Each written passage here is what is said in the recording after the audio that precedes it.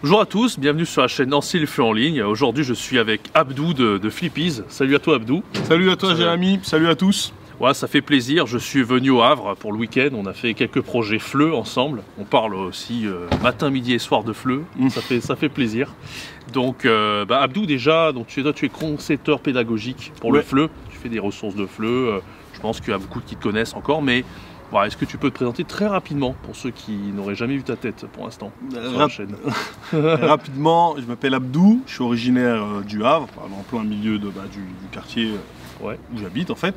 Et moi je suis spécialisé aujourd'hui dans tout ce qui est conception pédagogique. En gros, j'aide des profs de FLE à gagner du temps lors de la préparation des cours qu'ils ont en fait. Ouais. Tu as un cours de français langue étrangère avec du B1, du B2, etc., etc. Tu sais pas quoi faire, ou alors tu sais quoi faire, mais tu as la flemme, je sais pas moi, de tout préparer, de chercher les documents, etc., etc. Tu vas sur Flippies, tu regardes la boutique, tu prends le thème qui t'intéresse, et puis tu le fais en cours de FLE, tu as des PowerPoint, des PDF, etc., etc. Et ça te permet en gros de gagner du temps, d'intéresser tes élèves, et voilà, quoi, de donner des cours qui sont plutôt cool. Et en gros, c'est ça que je fais là maintenant, en ce moment, quoi. Exactement. Moi, j'étais tombé sur toi pour une ressource sur le C1. Au début, je galérais un peu à trouver des choses pertinentes pour faire un niveau avancé.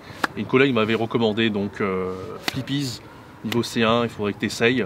Et ça a tout de suite accroché. J'avais fait la ressource sur les animaux, celle que tu avais proposée à l'époque. Ouais. Et j'avais, en tout cas, très très bien accroché. D'accord. Donc, toi, tu conçois donc des ressources pédagogiques. En même temps, tu enseignes le FLE toujours à l'heure actuelle, mais tu t'es bien spécialisé dans les ressources. Ouais, exactement. Ouais, là aujourd'hui, je crée beaucoup plus de ressources que je n'enseigne le FLE. Tu vois. Là, j'enseigne le FLE, mais vraiment à petite dose. Avant, c'était mon activité principale. Je faisais beaucoup plus d'enseignement de FLE que de création de ressources. Et les ressources que je créais au début, elles étaient vraiment personnelles. Et quand j'ai décidé de les partager, j'ai décidé que je pouvais commencer à en vivre. J'ai dit bon, je vais essayer de me mettre à fond sur les ressources et je vais voir ensuite si je continue d'enseigner ou pas. Mais pour tester les ressources que je crée, c'est important de continuer à enseigner en ligne, en présentiel et en cours particulier, tu vois. Ça, je vois vraiment comment ça passe avec les groupes, comment ça passe en ligne, etc., etc. Et ça me permet parfois d'adapter les supports que j'utilise en fonction du public que j'ai. Très bien. Et donc, il y a beaucoup de gens qui veulent se lancer dans le FLE, mais ils ne savent pas trop quelle voie adopter et aussi comment vraiment, parce que c'est aussi un métier passion. Vraiment ça, parce qu'on adore ce métier. Moi, j'essaie de donner envie vraiment aux profs de FLE de se lancer sur la chaîne à travers le fait de mieux gagner sa vie, peut-être d'utiliser des ressources pertinentes comme celles que tu proposes, mais également le fait de créer ses propres ressources. Est-ce que tu n'as pas des conseils, toi aussi, pour vraiment adorer être prof de FLE, peut-être même avoir une plus grosse passion par rapport à ça et vivre du FLE sur le long terme? Vivre du FLE, c'est-à-dire? C'est-à-dire vraiment, voilà... gagner assez d'argent. Toi, ces gens en fait qui ont envie de se lancer du jour au lendemain, est-ce que tu n'as pas des petites astuces à leur donner, à leur balancer juste ce qui te passe par la tête? D'accord, d'accord. Bah déjà, je leur proposerais... Déjà, c'est quoi? C'est en ligne ou en présentiel? Alors moi, je propose surtout l'enseignement en ligne, mais justement, ça, j'aimerais avoir ton point de vue. Est-ce que tu penses qu'il faut commencer par le présentiel aujourd'hui, ou bien se lancer à partir de zéro en ligne et se faire un petit peu d'expérience à travers des cours, même pour des amis ou des choses comme ça, ou même se lancer sur une plateforme, ou bien carrément suivre un cursus classique? Qu'est-ce que tu préconiserais aux profs de FLE? Bah déjà, ce serait de savoir, avant de vous lancer, pourquoi vous vous lancez. Si c'est le voyage qui vous intéresse, essayez de savoir où vous voulez voyager, comment on peut devenir prof de FLE là-bas. Ça, tu peux soit regarder des annonces ou te renseigner directement sur internet comment devenir professeur de FLE. Mais si tu n'as pas de diplôme et que tu n'as jamais enseigné, tu peux quand même le faire. Moi, par exemple, ma première, on va dire, expérience à l'étranger, j'ai dû mettre des expériences sur mon CV qui n'étaient pas tout à fait vraies. J'en ai rajouté, oui, j'ai donné des cours de FLE en ligne, par-ci, par-là. Et du coup, la directrice du centre où j'ai présenté mon CV, elle a dit « Ah, c'est intéressant, c'est intéressant, c'est intéressant. » Faut pas hésiter, plus ou moins, à avoir un CV qui donne envie qu'on vous recrute. Après, pour tout ce qui est de l'enseignement en ligne, on a plusieurs manières de le faire. Tu as plusieurs sites comme italki, Amazing Talker, ouais, etc., plein de plateformes pour enseigner. Voilà, plein de plateformes pour enseigner. Il a fait des vidéos exactement pour expliquer plus ou moins comment on crée son profil, etc., etc. Toi, ton point de vue par rapport à la question, est-ce que c'est de se créer une expertise le plus vite possible ou juste je sais pas, carrément, est-ce qu'il faut plus suivre le cursus ou se former des connaissances dans FLE? Le cursus, c'est-à-dire le cursus du master FLE? Par exemple, un diplôme de FLE ou bien vraiment essayer de se former d'une manière ou d'une autre par... Si ton objectif, c'est de travailler dans l'éducation nationale ou dans toutes sortes d'établissements qui, on va dire, réglementés, là, oui, va passer le master FLE. Mais si ton objectif, c'est de voyager à droite à gauche, d'être libre, de travailler avec ton ordinateur, peu importe où tu es, ou d'aller dans tel pays, pouvoir te présenter et travailler, je dirais qu'en étant natif ou en ayant une excellente connaissance de la langue, niveau C1, niveau C2, en langue française, hein, tu peux y aller et travailler, tu vois. En t'inventant, moi c'est ça se fait pas, oui je le sais, mais en t'inventant une petite expérience, tu dis oui, j'ai déjà enseigné à un tel, à un tel, à un tel, je connais, je sais pas moi, les 4 compétences, tu vois, faut quand même pas te présenter, mais te renseigner un minimum avant de te présenter à la personne, parce qu'elle peut te poser une question toute bête. Si tu n'as pas la réponse, elle va savoir que tu es un arnaqueur, etc., etc. Donc moi, je te dirais de te renseigner au maximum. Si tu peux même te former, que ce soit en regardant des vidéos sur YouTube, en lisant des articles, etc., etc. Même en prenant connaissance de certaines activités que tu peux faire en classe. Là, tu seras armé plus ou moins pour dire que tu es plus ou moins légitime à donner des cours de FLE.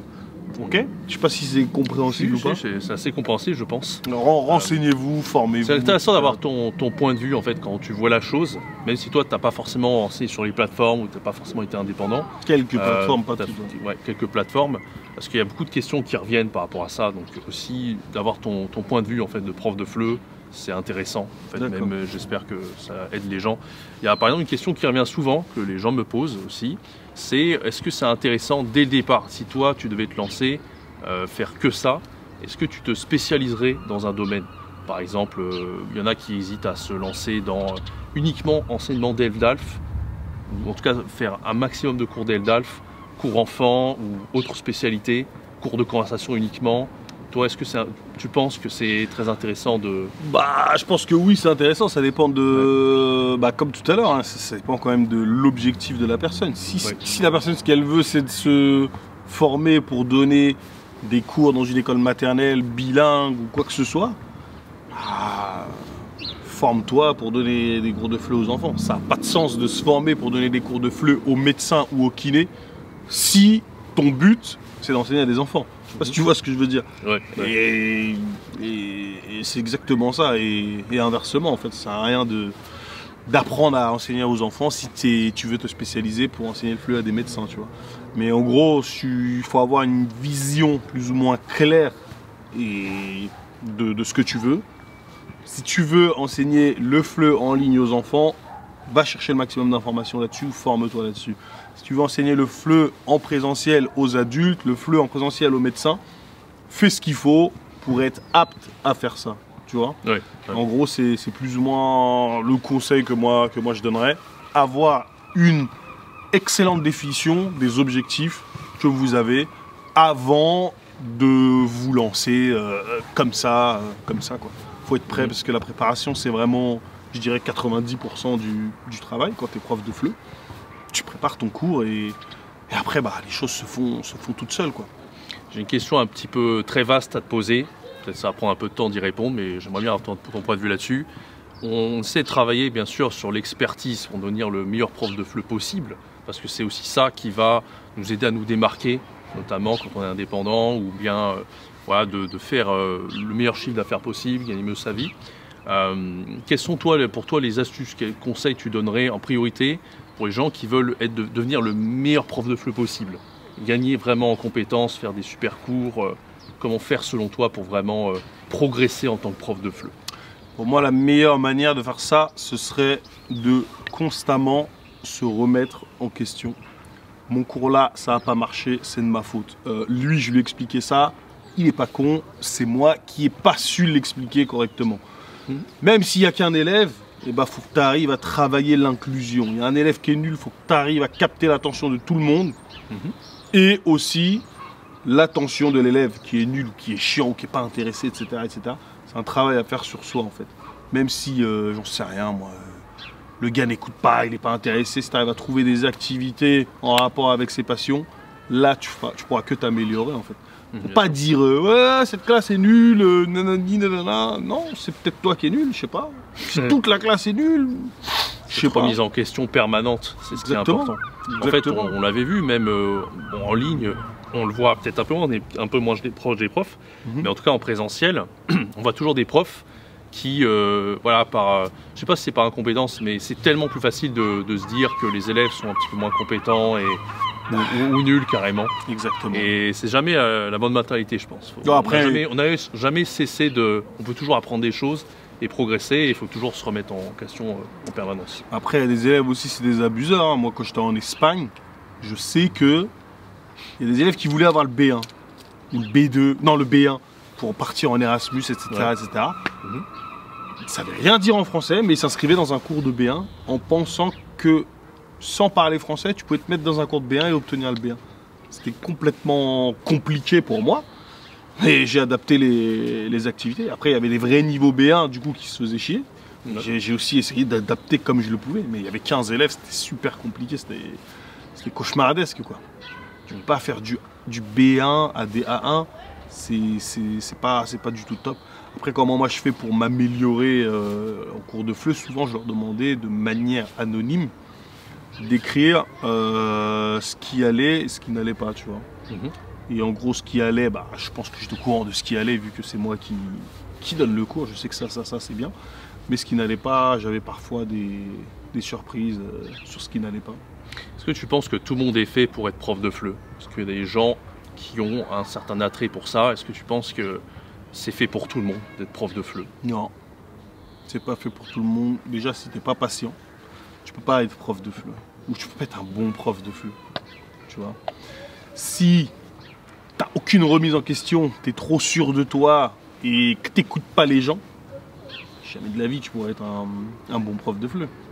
Mais vraiment, parce qu'il y a un côté assez généreux, il faut donner de sa personne un maximum. Parce que les compétences elles-mêmes en elles-mêmes, elles suffisent pas pour moi. En fait, il faut que tu sois, comment dirais-je, patient, etc., etc., et aussi compétent dans ton travail. Mais l'un ne va pas sans l'autre. Tu peux pas être super compétent, tout connaître sur le bout des doigts, mais avoir aucun savoir-vivre. Je sais pas comment expliquer ça. L'élève arrive en retard. Ouais, excuse-moi, j'ai pas vu. Ah, tu te démerdes. T'as qu'à arriver à l'heure. J'ai des collègues qui parlaient comme ça aux élèves, mais c'est pas comme ça. Ouais, bon en plus il fait chier, il arrive en retard, c'est pas la première fois, je l'ai déjà prévenu, etc. etc. Il y en a, ils venaient me voir, limite avec les arabes aux yeux, ouh, je peux venir dans ton cours, j'ai des gosses, ils croient que c'est de ma faute que j'arrive en retard, etc. etc. Mais c'était pas comme ça. Le mec avait beau être calé, le master FLE, tout ce que tu veux, mais si en tant que personne t'es pas bon, ouais, il était très très compétent, il avait tout ce qu'il fallait, il savait enseigner, mais en tant que personne, il était pas très gentil. Il n'avait pas le capital humain, en tout cas la personnalité, ce qu'on dit aussi beaucoup, la personnalité compte pour énormément quand on est prof. J'ai envie de te dire, la personnalité compte pour 99%. Même si ton prof, en fait, pour moi la personnalité c'est quoi? C'est être honnête, et même si ton prof ne sait pas comment écrire tel mot, il est honnête avec toi, il te dit je sais pas comment on l'écrit, je vais vérifier, ou je sais pas comment on l'écrit, vérifie pour moi s'il te plaît, et je l'écris au tableau pour tout le monde. Tu vas beaucoup plus préférer ça qu'un professeur qui t'écrit de la merde parce qu'il veut pas passer pour un con, etc. etc. quoi. Et même si la personne est pas si compétente que ça, tu arrives en retard et prends soin de toi et t'expliques à la fin du cours. Moi, il y a des élèves qui viennent me voir parce qu'ils ont des doutes, etc., qu'ils n'osent pas révéler devant tout le monde. Je prends le temps de rester à la fin du cours pour répondre à leurs doutes et à leurs questions, quoi. Et après, comment dirais-je? Après, si toi, t'as pas ces qualités-là, pour moi, c'est super compliqué d'être un bon prof de FLE. Je dirais même 99%, c'est l'humain Ouais. 1% la compétence. La compétence, c'est bon, tu peux la travailler, etc. Mais si t'es con, tu restes con, c'est chaud. Tout à fait, voilà, mais ça se ressent aussi, les élèves le ressentent. Et c'est super intéressant ce que tu dis, parce que justement, pour se démarquer quand on est prof de FLE en ligne, on peut utiliser toutes les astuces, le meilleur marketing, les meilleurs cours possibles, même aimer quelque part faire ce qu'on fait. Si on ne prend pas de plaisir à ce moment-là, et si on n'arrive pas à créer du lien avec nos apprenants sur le long terme, de par notre personnalité, notre sympathie en fait, qui on est, on aura beaucoup plus de mal justement à accrocher. Et genre, quand les apprenants, des fois, ils prennent cours avec nous, on a envie voilà, de se sortir les meilleurs cours possibles, d'innover dans la façon de le préparer, ou peut-être voilà, proposer des jeux différents. Ou, voilà, on veut écouter ce qu'ils te disent et essayer de t'adapter à ce qu'ils veulent. Je sais pas si tu vois ce que je veux dire. Tout à fait. Ouais, on aimerait bien faire plus de jeux. Bam, le lendemain, ils voient que tu as créé un jeu, que ce soit avec... je sais pas, que tu l'aies pris sur internet ou que tu l'aies créé toi-même avec tes stylos, tes feuilles, tu as fait ton possible. Pour moi, ils vont avoir une grosse estime de toi. Ils vont vraiment. Une grosse estime de toi, ça veut rien dire. Ils vont avoir beaucoup plus d'estime pour toi et ils vont vraiment. Voilà quoi. Ce que je veux dire, c'est que des fois, c'est pas forcément. Voilà, le fond de ce qu'on fait en fait n'est pas forcément trop important. C'est que des fois, on essaye vraiment de tout donner, mais si la personne ne passe pas derrière, ça passera pas forcément mieux. Donc, des fois, moi, ça m'arrive au fait des cours en ligne, des fois. Bon, je vais quand même, voilà, il va y avoir de la grammaire, de la conversation, il va y avoir tout ce qu'il faut, mais ça sera pas aussi préparé que ce que je fais d'habitude. C'est juste que la personne, en fait, il y a tellement une bonne alchimie dans la classe que j'ai pas besoin de vraiment tout donner et de donner, voilà, de préparer pendant des heures et des heures. À partir du moment où ça passe très bien avec ces apprenants-là, c'est bon. En fait. D'accord. Donc, je sais pas si ça te l'a déjà fait en classe, ça. Oui, il doit y avoir voilà, cette atmosphère. Exactement. Discret, après, moi, je suis un bon vivant. Est-ce que tu as des conseils pour prendre un maximum de plaisir en tant que prof de FLE pour si tu vois ce que je veux dire? Oui. Pour vraiment voilà, des fois ça peut arriver d'avoir la flemme de préparer les cours, de même j'ai pas envie de faire cours aujourd'hui. Est-ce que tu as des astuces vraiment pour te motiver, pour dire maintenant grâce à cette astuce là, là j'ai envie de faire cours un peu plus en tout cas, et je vais donner le meilleur de moi-même. Après, tu as plusieurs sujets, plusieurs passions que tu peux avoir en commun avec certains élèves. Si toi, ce qui te passionne, par exemple, c'est la lecture, c'est les mangas, etc., essaie toujours d'avoir un petit truc comme ça sous le coude. Le jour où tu n'es pas motivé, tu dis bon, je vais faire ça, je vais parler de séries, etc., et je vais pas avoir l'impression d'être en cours, tu vois. J'ai créé une ressource qui parle de séries. De cinéma et de télévision. Et celle-là, en fait, quand je la fais, j'ai pas l'impression d'être en cours, vu que, voilà, ils me disent ouais, mais celle-là, elle est pourrie, celle-là, elle est bien. C'est une discussion qu'on pourrait avoir dans un bar avec certains élèves. C'est puissant, ça. Ah ouais, c'est pas mal. Ouais. Ah, ça va. Ça va, super. Tu vois. Donc voilà, la bonne astuce, finalement, c'est de reproduire des discussions de café, ou même qu'on pourrait avoir avec des potes en soirée, par exemple. Mais là, on est dans le cadre de la salle de classe.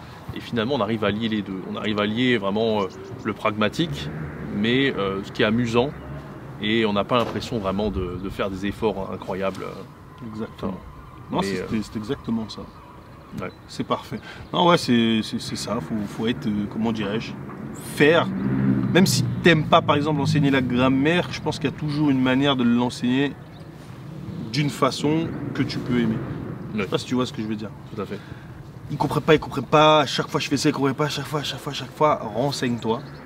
Et puis tu vas trouver quelque chose qui leur permettra de comprendre et de retenir les points grammaticaux en s'amusant tout simplement.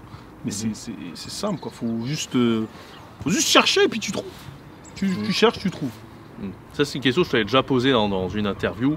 Toi, tu as vu la différence de motivation pour faire tes cours au moment où tu choisissais des ressources sur internet ou dans un manuel, et au moment où, où là tu as créé tes propres ressources, que tu as vu une différence d'implication, de pédagogie et de motivation dans tes cours? Exactement. Ouais, j'ai commencé avec les méthodes traditionnelles, je crois que c'était l'édito.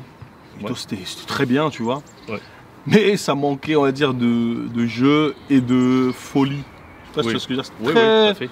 C'était très carré, c'était suffisant. Académique, pour, un peu. Ouais, après c'est suffisant pour un certain public, tu vois.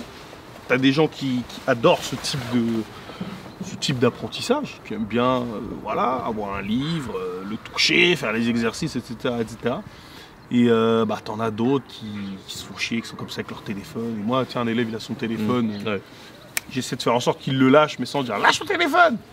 Et je lui dis lâche ton téléphone, mais parce que ce qu'on va faire là, ça t'intéresse. Tu vois. Mais si ce que je fais, ça ne l'intéresse pas avec son téléphone, c'est à moi de travailler tout ça, tu vois. Et après, j'ai commencé avec les experts FLE, tu connais? Bien sûr. On avait fait, d'ailleurs, je mets le lien en haut à droite de l'écran, on avait fait une interview, un live avec Benoît des experts FLE, et on avait parlé justement de ressources FLE, l'utilisation des ressources. D'ailleurs, c'est pour ça que là, on fait une interview un peu globale avec Abdou, mais on fera peut-être un live, un de ces quatre, sur le DevDAL, par exemple. On n'a pas beaucoup abordé sur la chaîne, mais on sera l'occasion d'en reparler un petit peu. Mais oui, Benoît, on avait fait ce live-là. Allez le voir si vous ne l'avez pas encore vu, c'était assez intéressant. Ouais. Et ce que je disais, après j'ai utilisé les ressources des experts. Pour moi c'était top, parce que ça s'amusait, ça rigolait, ça jouait et tout, c'était magnifique. Et après, j'ai eu un groupe de C1, C2. J'ai essayé Alter Ego C1, C2, j'ai pas kiffé. J'ai regardé sur le site des experts, il n'y avait pas grand chose. J'ai dit bon, eux je les aime bien. J'ai envie qu'ils m'aiment bien, je vais essayer de créer des ressources qui leur plaisent. Donc, je me suis pris la tête.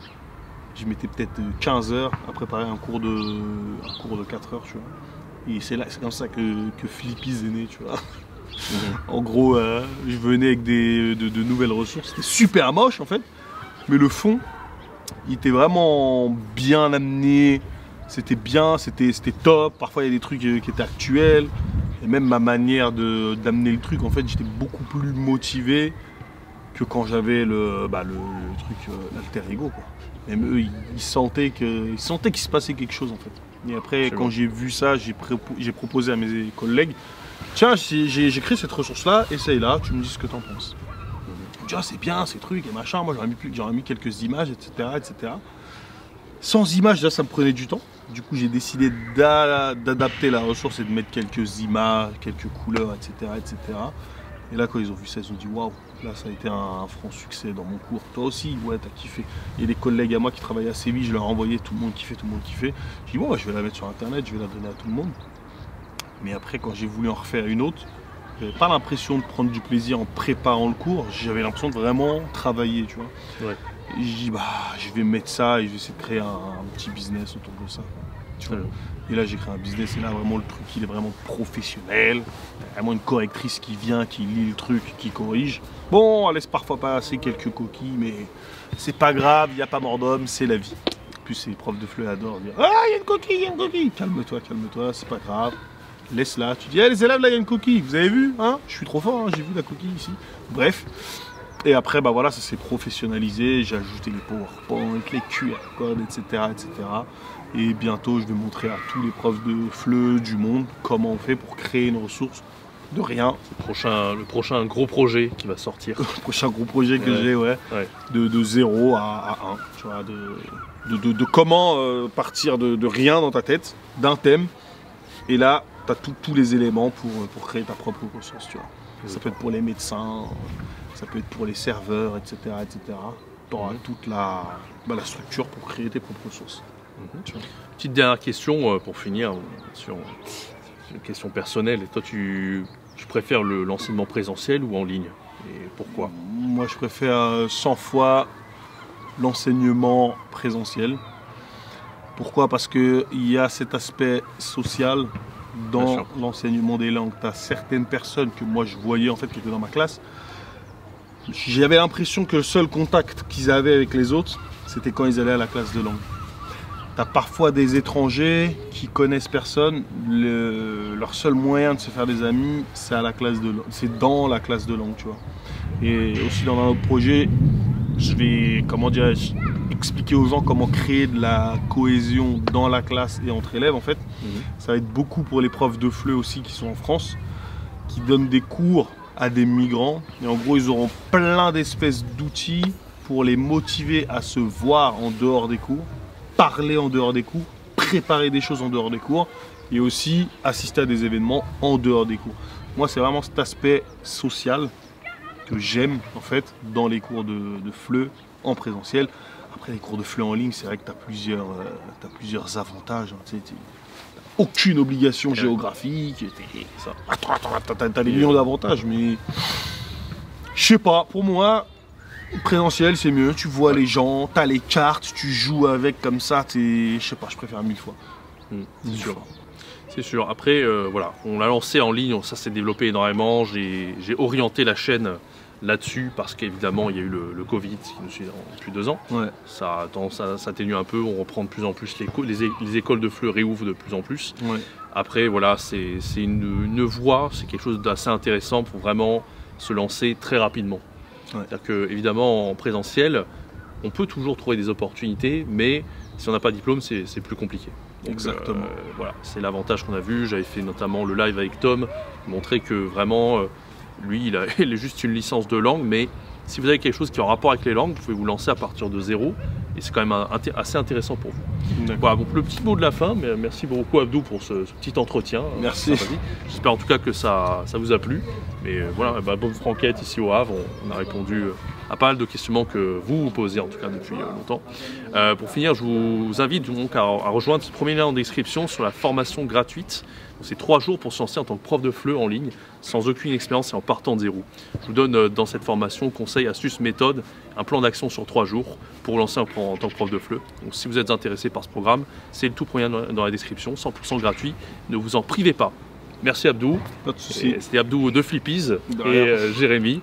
Et ciao, bye bye pour une prochaine vidéo sur la chaîne. Allez, ciao. De la fin. Ciao. C'était le